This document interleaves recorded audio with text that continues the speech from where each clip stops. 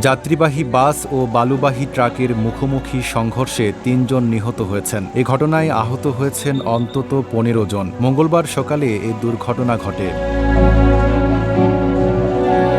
চাঁদপুর কুমিল্লা মহাসড়কের শাহরাস্তি উপজেলার বানিয়াচ এলাকায় পাটোয়ারি বাড়ির সামনে নোয়াখালী থেকে যশোরগামী যাত্রীবাহী বাস আল আরাফা পরিবহনের সঙ্গে বিপরীত দিক থেকে আসা বালুবাহী ট্রাকের সংঘর্ষ হয়। সংঘর্ষে বাস ও ট্রাকের সামনের অংশ দুমড়ে মুচড়ে যায়। বাসের কয়েকজন যাত্রী ভেতরে আটকা পড়েন। পরে স্থানীয়রা উদ্ধার কাজ শুরু করেন। পুলিশও ঘটনাস্থলে গিয়ে উদ্ধার কাজে যোগ দেয়।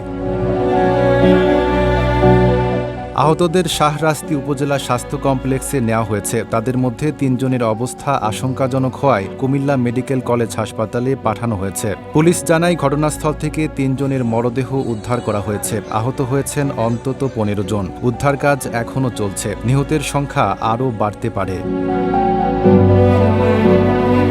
Desk report, Dhaka post.